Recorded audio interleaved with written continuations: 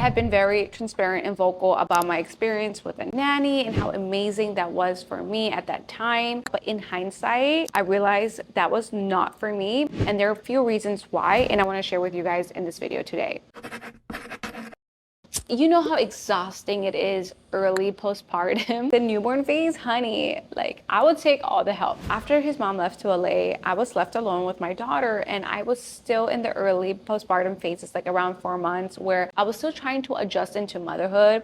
I felt like I lost myself, like my body was like so different. My routine was so different. Like it was really hard to take care of me and feel like myself again. And I knew I needed help. Then I decided to hire my nanny. So in the beginning, we had her for 4 hours a day, 5 times a week. I'll put the math here on the screen. We then realized that me and my husband, we really like flexibility. She was working with another family, meaning there was other hours and days in the week that she wouldn't be available, right? So she had a very set schedule, but we really wanted to have the freedom. So we wanted to have somebody that we could have on call and be like, hey, we feel like doing this. Can you come right over and take care of our daughter? And we offered to pay her $7,000 a month. The set schedule would be 6 hours, 5 times a week. And then whenever we have an event to go to or something pops up, she will be there, meaning she would have to cancel the plans that she has in her life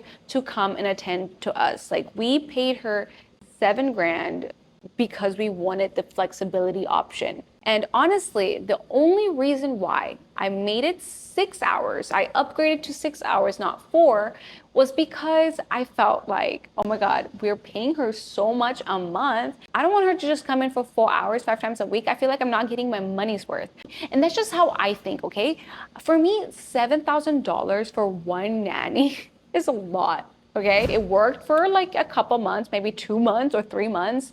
And then obviously conflicting schedules happened. And I think that's when I realized that it doesn't matter how much you pay somebody. It doesn't matter what premium price you pay. Somebody's always going to still have their own life, and you can't ask them to drop everything just because you're paying them $7,000 a month. So then I asked to go back to an hourly rate. So I would just pay her for the hour that she works. So I can go back to just having her for 4 hours, 5 times a week. Long story short, I didn't want to give her that many hours a week because I just knew I didn't need her that many hours a week. Therefore, she decided to move on with another family who she was going to be able to work there full time because she wants to be with only one family and not have to juggle between 2 families, which I completely understand. And honestly, there was nothing wrong with the nanny. She was great. She honestly, truly became my friend at that time. And it was really nice having her.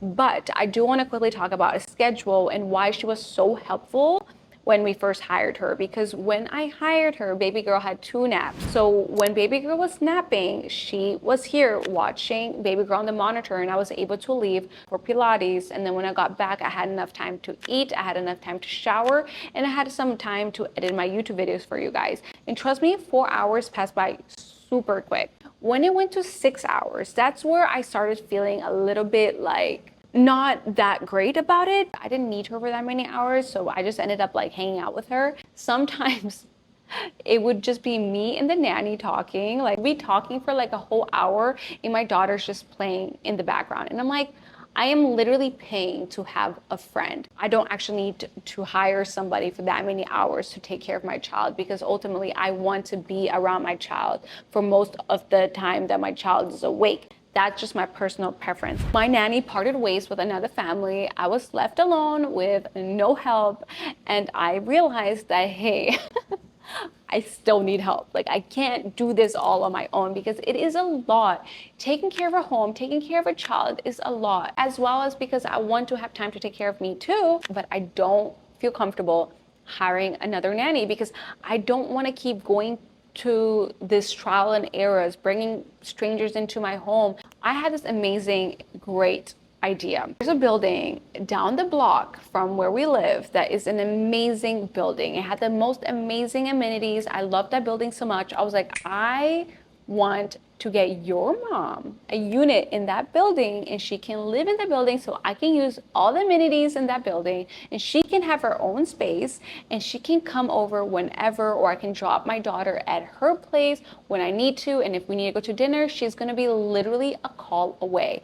And that was my perfect case scenario. I suggested that plan to my husband and my mother-in-law, and they said, you know what, not a bad idea. So we moved my mother-in-law all the way from LA to Miami, and she now lives down a block from me, and she's literally on call whenever. And the great thing about it, that is her granddaughter, okay? She genuinely wants to watch my daughter. What I have realized is that I don't necessarily need help anymore with my daughter. I need help with the home, okay?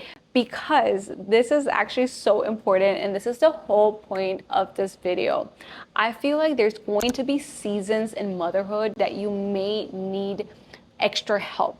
Okay, for me, early postpartum was a season where I needed help. So if you're an expecting mom, I do feel like it's very important for you to think about what your village is going to be, who is going to take care of the baby when you can have some time for you. I just felt like when they were little, it was much easier to leave them. But now that my daughter is talking, she's walking, she's interactive, like I can generally hang out with her, spend time with her, talk to her, teach her things, and see the world through her eyes. Or it's so much more exciting, and I don't like missing these parts and these moments with my daughter. My perspective kind of changed, you guys. So right now, I have really been feeling like convicted to spend more quality time with my daughter and not having a schedule with my mother-in-law to watch my daughter, but more have a schedule with my mother-in-law to take care of the home so that I can focus on what truly matters, which is my daughter. It just didn't feel right for me anymore handing my daughter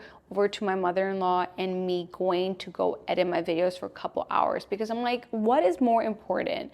My YouTube channel or my daughter? I'm finding now this new routine and balance of still being able to pour into me and make these videos for you guys and doing stuff that I like and love, but making sure that my daughter comes first, because I think that is ultimately what's going to make me feel the most fulfilled, making sure that I'm a present mom and prioritizing my role as a mom over anything else. With my mother-in-law, basically what we do is she comes and she helps me around the home, she helps me with the dishes, she helps me with the laundry, she helps me with the dogs, and obviously if I want to take a shower or if I need to go somewhere, if I need to do something, she's here so she can watch my daughter when it's necessary. This realization came through prayer. Like I was praying so much to God because I felt so overwhelmed and so burned out, and God really just spoke to me and said like, hey, you're putting so much energy in things that don't matter. Everybody's in different seasons in their life, and for me, I feel like God is calling me to be in this season of just like stepping in fully into this motherhood role, because ultimately my biggest dream and goal was to be a stay-at-home mom, and I felt like I was feeling very overwhelmed and burned out because I was trying to do that, but I also was trying to do so much with my own personal goals and all these kind of stuff. And one important thing that I want to say, if it wasn't for my mother-in-law being able to help, I probably would have to hire somebody. I would have to hire somebody, maybe like a housekeeper or somebody that will be a housekeeper and can watch my daughter here and there. So the village that I have right now, I feel like feels way much more traditional, and I really, really like that. And it's honestly my ideal case scenario, having my mother-in-law take care of the home for me and, you know, watch my daughter when I need. Really feels so much more natural. There's this comfort with it. There's also this thing that I feel good about, that I'm giving this gift to my daughter, to my mother-in-law, that they can build this amazing connection and they can have these memories. Like, I feel like that's so amazing that they can bond in that way. And it really makes my heart so happy that we have this setup. So hopefully you found this video insightful. If you have any thoughts about anything that I said, please comment down below. Do you agree with what I'm saying, or do you not agree? I just want to hear your thoughts, and I really hope that you enjoyed this video. And if you did, give it a thumbs up. And I hope to see you on my next week's video, because I post every single Thursday. Bye.